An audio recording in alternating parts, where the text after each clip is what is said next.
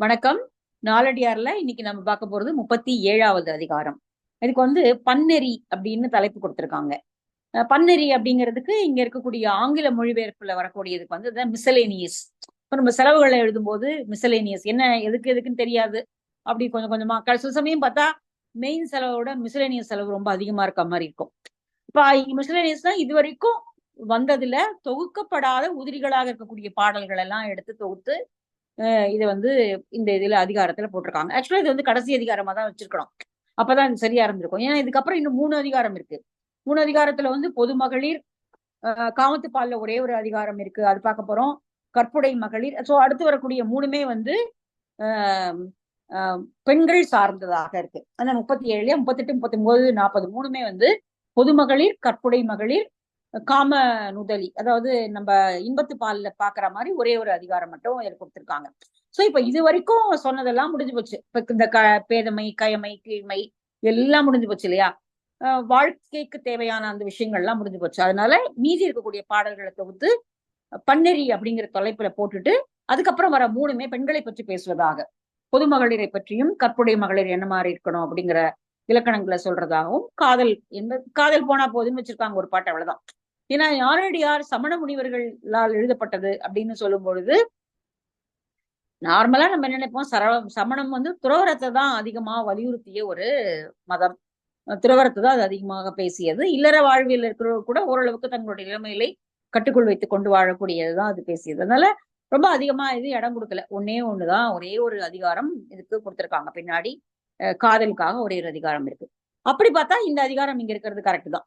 இவ்வளோ நாளாக சொல்லி கொண்டு வந்த மனித பண்புகள், மானுட பண்புகள் என்னென்ன, அதனுடைய மேன்மை என்ன, கீழ்மை என்னன்னு சொல்லி முடிச்ச பிறகு மீதி இருக்கக்கூடிய உதிரிகளை எடுத்து பண்டேரி அப்படிங்கிற ஒரு தலைப்புல போட்டிருக்காங்க. சோ இதுதான் இந்த அதிகாரத்தினுடைய வரையறை. இப்போ இந்த அதிகாரத்துல நம்ம எல்லாத்தையும் கலந்துக்கிட்டு தான் பார்க்க போறோம். சில என்ன மாதிரி இருக்கும், சமூகத்தினுடைய நிலை என்ன அப்படிங்கிற மாதிரியான ஒரு கலந்த ஒரு பாடல்கள் தான் இந்த அதிகாரத்துல இருக்கு. ஆனா முக்கியமா பெண்களை பற்றிய சில பாடல்களும் இதுல இருக்கு. அந்த 2-3 பாடல்கள் அதையாகவும் வச்சிருக்காங்க. மற்றபடி இதெல்லாம் கலந்த ஒரு அறிவுரை சொல்லக்கூடிய இதுவாதான் இது இருக்கும். சரி, முதல் பாடல் ரொம்ப அழகான பாட்டு தான். ஒரு வீடு அப்படின்னு எடுத்துக்கிட்டோம்னா அந்த வீட்டை வீடாக மாற்றுபவள் அப்படிங்கிறவள் பெண் தான் அப்படின்னு சொல்லப்படுது இல்லையா? ஒரு வீட்டை அது வீடுன்னு இருக்கணும் அப்படின்னா, வீடுன்னா வெறும் கட்டடமோ அல்லது தரையோ கூரையோ செவரோ ஜன்னலோ கதவுகளோ அலங்கார பொருட்களோ அல்ல. அந்த வீடு அப்படிங்கிறது ஒரு உணர்வு. அந்த உணர்வை கொடுப்பது ஒரு பெண்ணாகத்தான் இருக்க முடியும் அப்படிங்கிறது காலங்காலமா சொல்லப்பட்டு வரக்கூடிய ஒரு தன்மை. அது இன்னைக்கு இருக்கிறவங்க, இன்னைக்கு இருக்கக்கூடிய பார்வைகள் அதெல்லாம் மாறுது. இன்னைக்கு அது அப்படிதான் இருக்கணுமா அப்படின்னு கேள்விகள் கேட்டு அதற்கான வேறு விளக்கங்கள் கொடுக்கப்படுகிறது. சோ இன்னைக்கு இருக்கக்கூடிய நடப்பியலை பார்க்க முடியாது நம்ம. இப்ப இந்த காலங்காலமாக ஒரு வீட்டை வீடாக செய்பவள் பெண்ணாகத்தான் இருக்கிறாள் அப்படிங்கிற ஒரு நம்பிக்கை இருக்கிறது. இந்த பாட்டும் அதுதான் சொல்லுது. எவ்வளவு பெரிய ஒரு மாட மாளிகையாவும் இருக்கலாம். மழை மேகம் நிற்கக்கூடிய, தங்கக்கூடிய, மேகம் தங்குதுன்னா அது உயரமான கட்டிடமா இருக்கணும். இப்போ அவ்வளவு பெரிய மாடங்கள் இருக்கக்கூடிய கட்டிடங்களாக இருக்கலாம். அல்லது அலங்கார பொருட்கள் நிறைத்து வைத்திருக்கக்கூடிய ஒரு வீடாக இருக்கலாம். காவல், பெரிய சுற்றுச்சுவர்களை வைத்து காவல்களை வைத்திருக்கக்கூடியதாக. இப்ப காவல் இருக்குன்னா உள்ள நிறைய செல்வம் இருக்குன்னு அர்த்தம். இதெல்லாம் இருந்தா கூட அது ஒரு வீடு ஆயிடுமா? இவ்வளவு இருந்தா கூட மழை தவழும் மேகங்கள் இருக்கக்கூடிய மாடங்கள், மாண்பமைந்த காப்பு, அலங்கார பொருட்கள் எல்லாமே இருந்தாலும், அது ஒரு விளக்குகள் இருக்கு, எல்லாமே இருந்தாலும் கூட அது வீடு ஆக முடியாது. காரணம், அந்த வீட்டுல இருக்கக்கூடிய பெண் தான் அந்த வீட்டை மாண்பமைந்த ஒரு வீடாக மாற்றுபவருக்கு அந்த ஒரு பெண்ணாலதான் முடியும். சோ அந்த இடத்துல அவதான் முக்கியம்.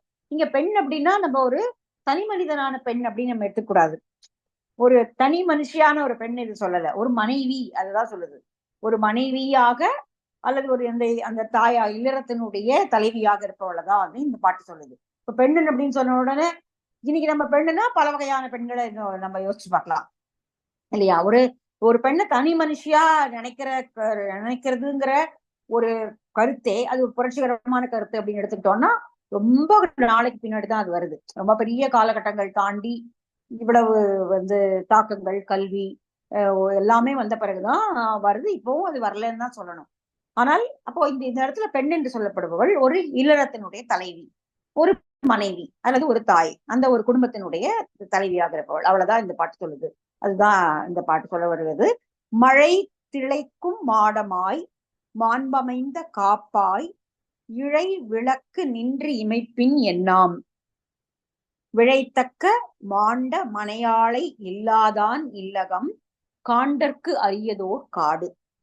எல்லாம் இருக்கட்டும். அதனால என்ன, முதல் 2 வரியோட டோன் அதுதான். மழை திளைக்கும் மாடமாய், மழை மேகங்கள், மழைனா இங்க மேகத்தை குறிக்கும். மேகங்கள் தங்கக்கூடிய பெரிய மாடங்கள் அமைந்த வீடு இருக்கட்டும். மாண்பமைந்த காப்பு, மாட்சிமை பொருந்திய காவல்களை உடையதாக, காவலாளிகளால் காவலில் சுற்று பெரிய கோட்டை சுவர் எழுப்பி காவல் எதுவானாலும் இருக்கு, இதெல்லாம் இருக்கு. அதனால என்ன இருக்கட்டும். இழை விளக்கு நின்று இமைப்பின், இழைக்கப்பட்ட அழகான, அதாவது ஒரு ஆபரணங்களை போல செய்யப்பட்ட விளக்குகள் எல்லாம் பல்வேறு இடங்களிலும் ஒளி வீசி கொண்டிருக்கின்றன. இருக்கட்டும், எல்லாமே இருக்கட்டும். எண்ணாம், இதெல்லாம் இருந்தா என்ன, இதெல்லாம் இருந்தா அது வீடு ஆயிடுமா? இந்த ஒரு டோன் தான் இதுல இருக்கு இந்த பாட்டுல.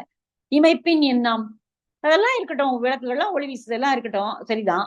விழைத்தக்க மாண்ட மனையாளை இல்லாதான், ஆனால் அந்த வீட்டுல விரும்பத்தக்க, பிறரால் போற்றக்கூடிய, மாண்ட பெருமை மிகுந்த மனையாளை இல்லாதான், ஒரு அந்த வீட்டை நிர்வகிக்கக்கூடிய அல்லது அந்த வீட்டில் இருந்து குடுத்தனம் செய்யக்கூடிய ஒரு பெண் இல்லை என்றால் இல்லகம் காண்டற்கு அரியதோர் காடு. அந்த வீடு அழகா இருக்கலாம், ஆனால் அது காட்டிற்கு சமமானது. ஒரு காட்டுக்குள்ள போக யாரும் விரும்ப மாட்டாங்க.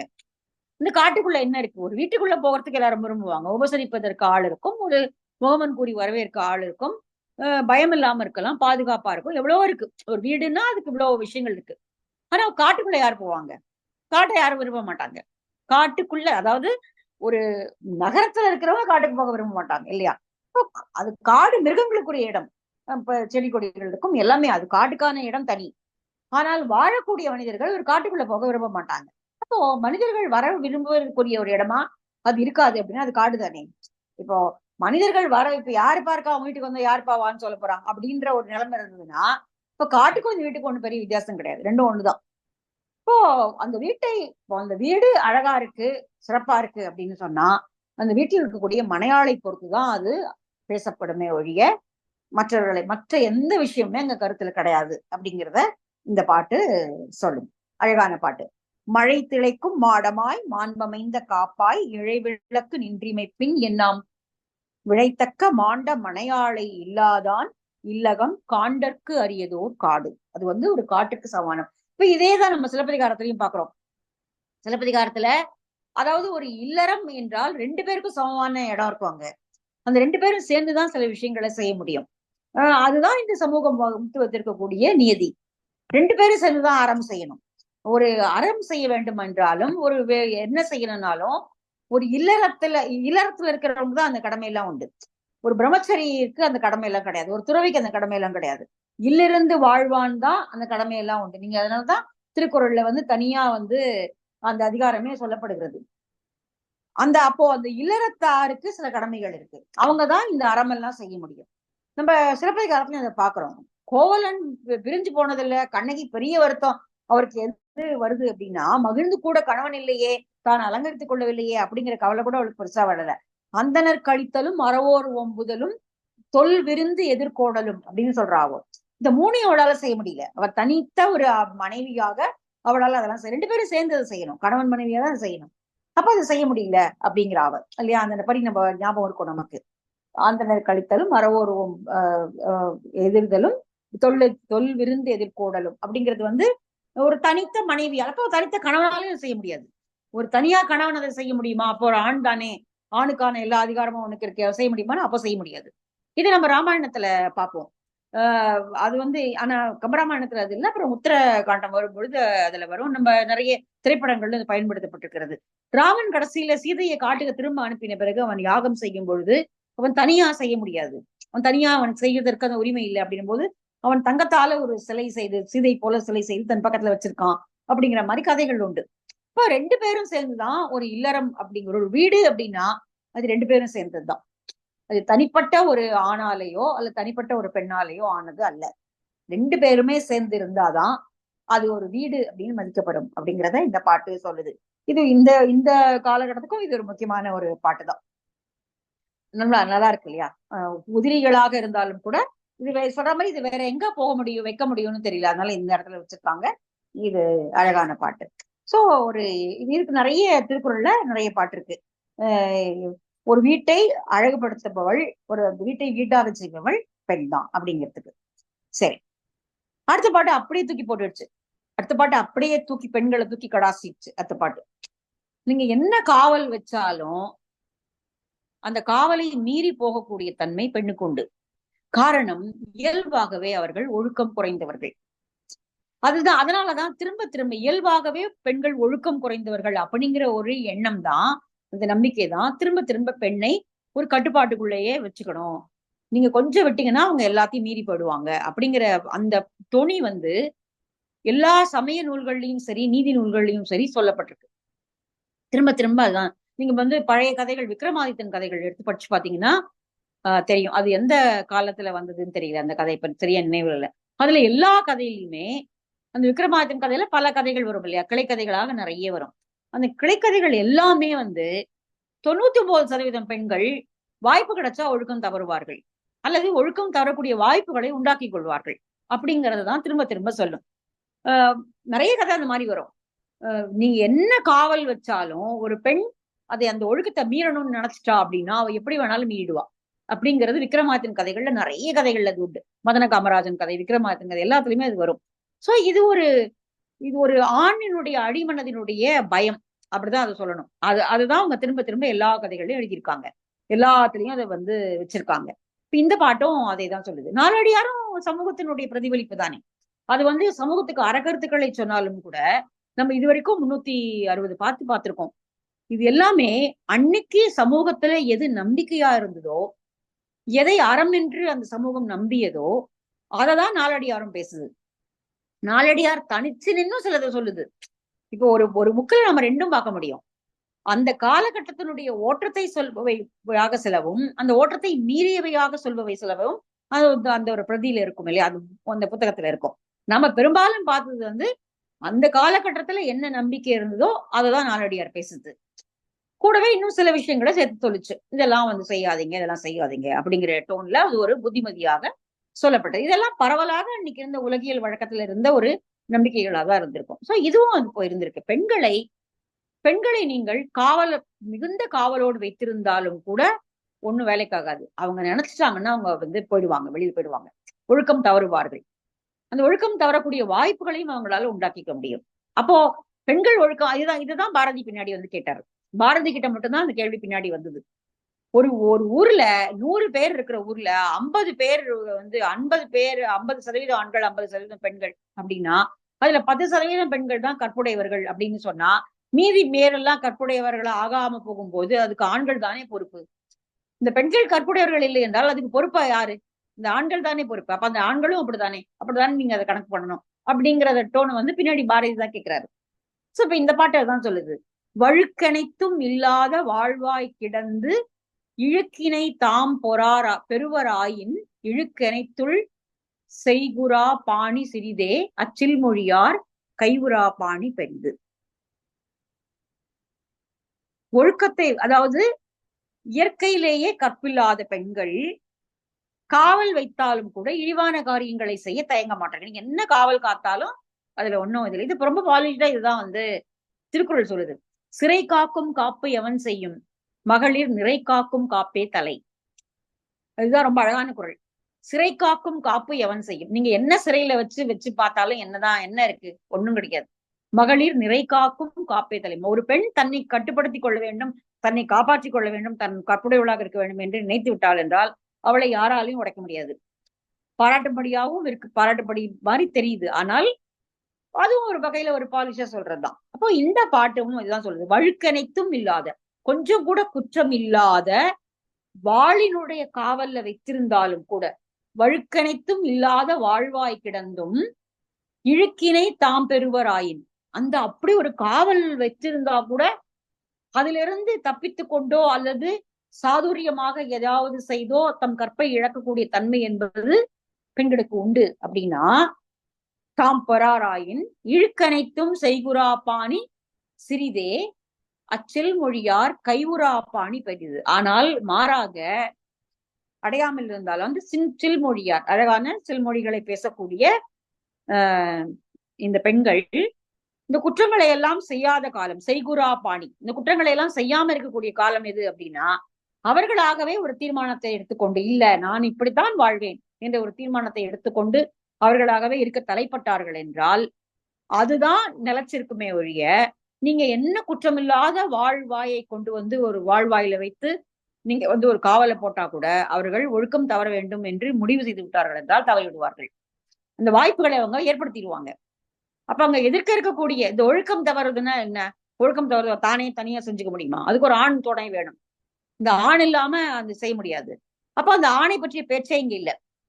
மூன்றாவது இதுல இருக்கக்கூடிய இப்ப ஈவன் சங்க இலக்கியத்துல வரக்கூடிய ஒரு பாடல்ல கூட ஒரு தனி குரலா அது கேட்டா கூட எதிர்க்க யாரோ நின்று பேசுறாங்கிறத நம்மளால ஃபீல் பண்ண முடியும். இப்ப நிறைய பாடல் நம்ம அப்படி பார்த்திருக்கோம்.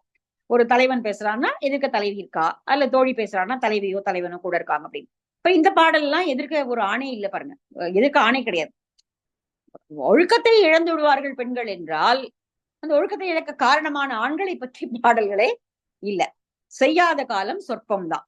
அப்போ இந்த ஒழுக்கத்தை அவர்கள் காப்பாற்றிக் கொள்ள வேண்டும் என்று முடிவு செய்தார்கள் என்றால் அதுதான் நிலைக்குமே ஒழிய நீங்கள் காவலை வைத்து அவர்களை அடக்கி வைக்கலாம் என்று நினைத்தால் அது முடியாது.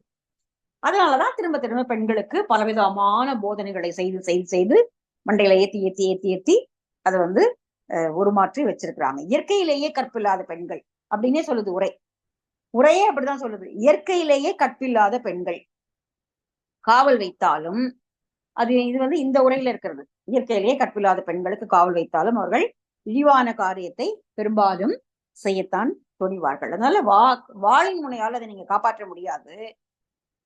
பெண்களாகவே நினைத்து அதை ஏற்றுக்கொண்டார்கள் என்றால், இல்லை இப்படிதான் இருப்பேன் என்று ஒன்று அவர்கள் இருந்தார்கள் என்றால் அதுதான் செய்ய முடியும் அப்படிங்கிறது இந்த பாட்டு. சோ முன்னாடி ஒரு பெண்ணை சொல்லிச்சு, இந்த ஒரு பெண்ணை சொல்லியாச்சு. அடுத்ததும் ஒரு பெண் தான். அடுத்த பாட்டுலயும் ஒரு பெண் தான் வரா. இந்த மனைவி.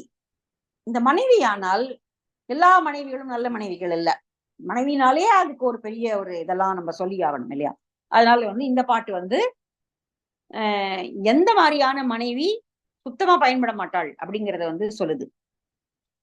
எரியன எதிர் நிற்பாள் கூற்றம், சிறுகாலை அட்டில் புகாதாள் அரும்பினி, அட்டதனை உண்டி உதவாதாள் இல்வாழ் பேய், மூவர் கொண்டானை கொல்லும் படை.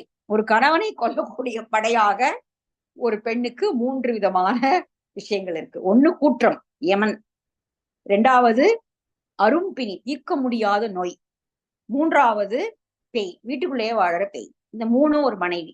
எப்போனா எந்த சந்தர்ப்பத்துல அப்படின்னா, எரியனை எதிர் நிற்பாள் கூற்றம். கணவன் ஒன்று சொன்னால் எதிர்த்து பேசக்கூடாது, எதிர்த்து பேசவே கூடாது. அப்படி பேசினாள் என்றால் அவள் யமனுக்கு சமம். ஒரு கணவனை எதிர்த்து பேசக்கூடிய பெண் யமனாக கருதப்படுவாள். அடி என்று சொல்லி எதிரில் இருக்கக்கூடிய பெண், அதாவது வார்த்தைக்கு வார்த்தையாகவோ அல்லது இவன் கை ஓங்கினால் கை ஓங்குபவளாகவோ இருக்கக்கூடியவள் கூற்றம், யமன். சிறுகாலை அட்டில் புகாதால் அரும்பினி. விடியற்காலையிலே, சிறுகாலை அப்படின்னா விடியற்காலை இல்லையா? நம்ம ஆண்டாள் இதுலயும் பார்த்திருக்கோம், சிற்றம் சிறுகாலை அப்படின்னு. சிறுகாலை புலரி, விடியல்லையே சமையற்கட்டுக்குள்ள போயிடணும். விடியல்லையே சமையல் கட்டு போனாதானே காலை வேளையில சாப்பிடறதுக்காக சாப்பாடு ரெடியா இருக்கும். சிறுகாலை அட்டில் புகாதாள் அரும்பினி, அது ஒரு நோய். அப்படி விடியற் காலையில சமையல்கட்டுக்குள்ள போகல அப்படின்னா அப்படிப்பட்ட மனைவி ஒரு கணவனுக்கு அரும்பினியை போன்றவள், நோயை தீர்க்க முடியாத நோயை போன்றவள். அட்டதனை உண்டி உதவாதாள் இல்வாழ்பே. சரி அப்படியே சமைச்சுட்டா, நீயே எடுத்து போட்டு சாப்பிட்டுக்க, நீங்களே போட்டு சாப்பிட்டுக்கோங்க அப்படின்னு சொல்லிட்டாள்னா அவள் வீட்டுல வாழக்கூடிய பேய். பேயை நீங்க வேலை வாங்க முடியாது இல்லையா? அதனால எந்த பயனும் கிடையவும் கிடையாது. பேய் ஒரு வீட்டுல பேய் இருந்தா என்ன பயன்? நமக்கு என்ன பயன்? ஒரு பயனும் கிடையாது. பயத்தை மூட்டும், அது எந்த வேலையும் நமக்கு செய்யவும் செய்யாது. அது சும்மா இருக்கு இந்த வீட்டுல, அவ்வளவுதான். அப்ப அது போல அட்டதனை அப்படியே சமைச்சிட்டா கூட அந்த சாப்பாட்டை பரிமாறாமல் ஒருத்தி இருந்தாள் என்றால் அவள் வீட்டுல வாழக்கூடிய பேய்க்கு சமமானவள். இல்வாழ் பேய், இம்மூவர் கொண்டானை கொல்லும் படை. இந்த 3 விதமான பெண்கள். இதுல ஒரே பெண்ணுக்கு இது 3 இருக்கவும் இருக்கலாம், அல்லது ஒரு பெண்ணிட்ட ஒரு குணம் இருக்கலாம். சோ இந்த மாதிரி இருந்தாங்கன்னா இவர்கள் தான் ஒரு கணவனை கொல்லக்கூடிய படையை ஒத்தவர்கள். அவர்கள் தான் அந்த ஒரு கணவனை கொல்லக்கூடிய படை. நல்ல நம்பிக்கையோட இருந்திருக்காங்க அந்த காலத்திலே. சோ வந்து இது மாதிரியான ஒரு பெண்ணை பற்றிய ஒரு பார்வை நாலடியார் காலத்துல எப்படி இருந்திருக்கு அப்படிங்கிறதுக்கு இந்த பாடல்கள் உதாரணம். சரி, அடுத்த பாட்டு பாக்குறான். அடுத்த பாட்டு வந்து ஒரு இதெல்லாம் பார்த்த பிறகு, இந்த மாதிரி பெண்கள் எல்லாம் சொன்ன பிறகு எவ்வளவோ சொல்றாங்க பெரியவங்க இல்லையா, கல்யாணம் பண்ணிக்காத, நிம்மதியா இருன்னு சொல்றாங்க, கேட்கறது இல்ல. கல்யாணம் பண்ணிக்கிறான், அவசப்படுறான். அப்புறம் அந்த மனைவி இறந்து போன பிறகாவது சரி பேசாம இருக்கலாம், மனைவி தான் இறந்து போயிட்டாளே அதோட விட்டுரும், கொஞ்சம் அடுத்து இனிமே மீதி இருக்கக்கூடிய வாழ்க்கையை நிம்மதியா வாழலாம் அப்படின்னு நினைக்கிறான்னு நினைக்கிறது இல்ல, திரும்ப ஒரு கல்யாணம் பண்ணிக்கிறான் உடனே இல்லையா. ஒரு எப்பவுமே சொல்லுவாங்க, அது பழமொழிக்குமே உண்டு, ஒரு கணவன் இறந்தால் அந்த பெண்ணுக்கு கணவனை இழந்தோருக்கு காட்டுவது இல் அப்படிங்கிறது இருக்கு. ஆனா ஒரு மனைவி இருந்துட்டான்னா அந்த கணவன் ஒரு புது மாப்பிள்ளைதான். அது வழக்கமா ரொம்ப வருஷமா அப்படிதான் இருந்திருக்கு, ரொம்ப காலகட்டத்துக்கு அப்படிதான் இருந்திருக்கு. கடியன கேட்டும் கடியான், கடியனுக்கு உதறிவிடு, திருமணம் செய்வதை உதறிவிடு என்று பெரியவர்கள் எவ்வளவோ சொன்ன போது கூட அதை அவன் உதறவில்லை. அது வந்து உதறாமல் திருமணம் செய்து கொள்கிறான். வெடிப்பட வார்ப்பது கேட்டும் அது தெளியான். அந்த தம்பட்டங்கள் முதலியவன எல்லாம், அதாவது தம்பட்டம்னா இங்க வந்து பறை, இறப்புக்கு ஒலிக்கக்கூடிய பறை எல்லாம் ஒலிக்கதை கேட்டு கூட, ஒரு இறப்புக்கான பறை என்பது வாழ்க்கை அனித்தியம் அப்படிங்கறத உணர்த்தக்கூடிய ஒரு இசை அது இல்லையா. அது ஒரு வாழ்வியலுக்கான இசை அல்ல, அது வந்து ஒரு வாழ்க்கை அனித்தியமானது, அவ்வளவுதான். ஒரு பறையோசை என்பது வந்து வாழ்க்கைலாம் எந்த நேரத்திலும் எதுவும் முடிஞ்சு போயிடும் அப்படின்னு சொல்லக்கூடிய ஒரு நிலையை சொல்லக்கூடியது. அப்படி அதை கேட்டு கூட அவங்க வந்து அடங்குறது இல்ல. வாழ்க்கையை பற்றி இன்னும் சந்தோஷமா என்ன பண்றான் அப்படின்னா, பேர்த்துமோர் இற்கொண்டு இனிது இருவும் ஏமுறுதல் என்பவே கல் கொண்டு எரியும் தவறு. அப்போ இதெல்லாம் பார்த்த பிறகும் கூட இன்னொரு திருமணம் செய்து கொண்டு, இன்னொரு மறுபடியும் ஒரு இல்லாளை கட்டி கொண்டு, இல் கொண்டு இனிது இருவும் ஏமுறுதல், இன்னொரு திருமணம் செய்து கொண்டு மகிழ்ச்சியாக இருக்கலாம் அப்படின்னு நினைக்கிறான் இல்லையா. அது அப்படி நினைச்சு ஒருவன் திருமணம் செய்து கொள்கிறான் அல்லது அப்படி வாழ்கிறான் இல்லையா. அது எப்படிப்பட்ட தவறு என்றால், கல்லால அடிச்சு தண்டனை தர வேண்டிய தவறு அது. அப்ப கல்லால அடிச்சு தண்டனை கொடுக்கறது வழக்கம் அப்படின்னு வந்து இன்னும் நிறைய சில அரபு நாடுகள்ல இருக்குன்னு நம்ம படிக்கிறோம். இங்கேயோ இருந்திருக்கு போல இருக்கப்போ, கல் கொண்டு எரியும் தவறு, கல்லை கொண்டு ஒரு தண்டனை, ஒரு குற்றம் செய்தால், ஒரு குற்றத்துக்கு பல வகையான தண்டனைகளை வச்சிருக்காங்க இல்லையா. பல வகையான தண்டனைகள் இருக்கு, ஒரு விதமான, இன்னைக்கு நம்ம நினைச்சே பார்க்க முடியாத தண்டனைகள்லாம் ஒரு காலத்துல கொடுக்கப்பட்டிருக்கு. சித்திரவதைகள், மாறு கண்ணு மாறு கால் வாங்குறது, இந்த மாதிரி எல்லாம் நிறைய இன்னைக்குதான் நம்ம வந்து சட்டத்தினுடைய இதுல வந்து வேற மாதிரி பாக்குறோம். ஆனால் ஒரு காலத்துல நீதி நியாயங்கள் என்பவை அந்த பஞ்சாயத்துகள், கிராம பஞ்சாயத்துகள் அல்லது வந்து இது அப்படி நீதி பரிபாலனம் அப்படிங்கிறதுல குற்றத்துக்கான தண்டனை அப்படிங்கிறது வந்து ரொம்ப கொடூரமானதாக இருந்திருக்கு. இப்ப கழுவேற்றுதல், இப்போ இந்த எட்கர் தஸ்டனோட ஒரு புக் இருக்கு, தென்னிந்திய பழங்குடி மரபுகள் அப்படின்னு. அதுல படிச்சு பார்த்தோம்னா ரத்னம் தான் மொழிபெயர்த்திருக்காரு. அது தமிழ்நாட்டு பறவைகள் புத்தகத்தை எழுதின அவர் தான் மொழிபெயர்த்திருக்காரு. அதில் ரொம்ப கொடூரமா இருக்கும் சில இதெல்லாம் வந்து, இந்த குற்றத்துக்கு இந்த தண்டனையா அப்படிங்கிற மாதிரி இருக்கும். சின்ன குற்றத்துக்கெல்லாம் பல வகையான தண்டனைகள், நகங்களை பிச்சு எடுக்கிறது, கண்களை குருடாக்குவது, தோலை உயிரோடு உரிப்பது, அதெல்லாம் முகலாய காலத்துல இருந்து நிறைய மோசமா இருந்திருக்கு. அதுக்கப்புறமா வந்து காதுல வந்து ஈயத்தை காய்ச்சி ஊத்துறது, இந்த மாதிரி பற்களை பிடுங்குவது, இப்படி ஒரு குற்றத்துக்கும் பலவிதமான இப்படி தண்டனைகள் வச்சிருப்பாங்க. அப்ப இந்த பாட்டு வந்து கல்லை கொண்டு எரியிற குற்றம் அப்படின்னு பேசுது. அப்போ அந்த காலத்துல அப்படி ஒரு வழிமுறை இருந்திருக்கு. பொது வெளியில நிக்க வச்சு கல்லால் அடிச்சு தண்டனை கொடுக்கறது, அப்படின்னு செத்து போக மாட்டாங்க, பட் பலவிதமான காயங்கள், பலத்த காயங்கள் உண்டாக்கக்கூடிய ஒரு இதுவா இருந்திருக்கணும் அது. சோ இந்த மாதிரி ஒருத்தன் பண்றான் அப்படின்னா, அதாவது பறை முழங்க கேட்டு கல்யாணம் பண்ணிக்காதன்னு பெரியவங்க சொன்னது கேட்டும் மனைவி இறந்த பிறகு இன்னொரு திருமணம் செஞ்சுக்கிறானே, அவனை வந்து என்ன சொல்றது, அவன் கல் கொண்டு எரியும் தவறல்லவா செய்கிறான் அப்படின்னு இங்க நாலடியார் கல்யாண முயற்சியை கைவிட வேண்டும் அப்படியாவது ரெண்டாவது கல்யாணத்தை சொல்லுது அப்படின்னாலும் கூட திருமணம் என்பது ஒரு தலை அப்படின்னு தான் இது பாக்குது. சரி, இந்த பாட்டுது. அடுத்தது இந்த மிஸ்ரேனியஸ் தான் இந்த தலைப்பு கொடுத்துருந்தாரு இல்லையா, பன்னெறி அப்படின்னு கொடுத்ததுனால எல்லாமே கலந்து கட்டி வந்திருக்கு இந்த பாட்டுல. ஒருவர் வந்து தான் முயற்சி செய்து வாழணும், தன்னுடைய முயற்சினால மேல வரணும். கிடைக்காது அப்படின்னு தெரிஞ்சும் பொருள் ஆசையின் காரணமாக தன்னுடைய யோகியதை அறியாதவர்கள் பின்னாடி போய் நின்று, தன்னுடைய மரியாதையை அறியாதவர்கள், தன்னுடைய இயல்பை அறியாதவர்கள் பின்னாடி போய் நின்று சென்று இறந்து பிச்சை கேட்டு வாழ்வது, அல்லது இறங்கி அவங்க ஏதாவது கொடுத்தாங்கன்னா பார்த்து செஞ்சாங்கன்னா வாழ்ந்துக்கலாம் அப்படின்னு நினைக்கிறது அப்படிங்கிறது வந்து ரொம்ப மோசமான ஒரு ஒரு பாராட்டுதலுக்கு உள்ளாகாத ஒரு திறம். அது மனிதர்களுக்கு தேவையில்லாதது. தவம் செய்து வாழ்வது முக்கியமானது. இல்லாவிட்டால் இல்லறத்திலேயாவது வாழணும். ஏதாவது ஒண்ணு செய்யணும். தலையே தவமுயன்று வாழ்தல் ஒருவர்க்கு. தலையே தவமுயன்று வாழ்தல். அதாவது மூன்றா பிரிக்குது. தலை, இடை, கடை, மூன்றா பிரிக்குது. தவமுயன்று துறவு வாழ்க்கையை வாழ்ந்து இருப்பது அப்படிங்கிறது வந்து தலையாயது. எந்த பற்றுக்களும் இல்லாமல் அதை வந்து இருப்பது. தலையே தவமுயன்று வாழ்தல் ஒருவருக்கு இடையே இனியார்கட் தங்கள். சரி, அதுதான் முடியாது. எல்லாராலையும் துறவரம் போயிட முடியுமா? இல்லை அப்படின்னா இனியார்கட் தங்கள் ஒரு நல்ல மனைவியை மணந்து கொண்டு இல்லற வாழ்க்கையில் இல்லற கடமைகளை செய்து வாழ்தல் அப்படிங்கிறது ஒரு வகை. அது இடைப்பட்ட இது. இந்த ரெண்டும் இல்லாமல் கடையே உணராது என்றெண்ணி பொருள் நசையால் தம்மை உணரார்பின் சென்று நிலை. கடை எப்படின்னா இழிவானது எது அப்படின்னா உணராது என்றெண்ணி, கிடைக்க மாட்டாது என்று தெரிந்தும் கூட அல்லது நினைத்து கொண்டு பொருளின் மேல் இருக்கக்கூடிய ஆசையினால், பொருள் ஆசையால் தம்மை உணரார்பின் சென்று நிலை. தம்மை உணராதவர்கள், தம்மை மதிக்காதவர்கள் பின்னாடி நின்று கையேந்தி நின்று வாழ்தல் அப்படிங்கிறது வந்து மிக கடையானது. கடைனா மூன்றாவது நிலை, தாழ்ந்த நிலையானது. இதை வந்து செய்யக்கூடாது. ஒண்ணு தவம் மேற்கொண்டு துறவரம் மேற்கொள்ளுங்கள். ஒரு துறவியா நீ கையேந்தலாம், அது பரவாயில்ல. அது வந்து ஒண்ணும் இது இல்லை. ஏன்னா நீ பொருள் சேர்க்க போறது இல்லை இல்லையா? நீ வந்து ஒரு பொருள் உடைமையாக சேர்த்து வச்சுக்க போறது. ஒரு துறவி அன்னைக்கு சாப்பாட்டை வாங்கிப்பான், அவ்வளவுதான். நீ சேர்த்து வச்சுக்கலாம், ஒண்ணு போறது கிடையாது. இல்ல இல்லறத்துல இருந்து வாழ்ந்து நீயும் உனக்கு உதவி கொண்டு மற்றவர்களுக்கும் உதவலாம், அதுவும் ஓகேதான். ஆனால் இப்படி உன்னை உணராதவருக்கு பின்னாடி சென்று நின்று அவர்களிடம் பொருள் பெற்று வாழ்வோம் அப்படின்னு நினைக்கிறது வந்து கடைத்தன்மையுடையது. அது வந்து ஒரு இழிவானது. அதை செய்யக்கூடாது அப்படின்னு இந்த பாட்டு சொல்லுது. இதோட நம்ம வந்து இந்த 5 பாட்டோட நிறுத்திக்கலாம். மீதி 5 பாட்டு அடுத்த வகுப்புல பார்க்கலாம். பாய்.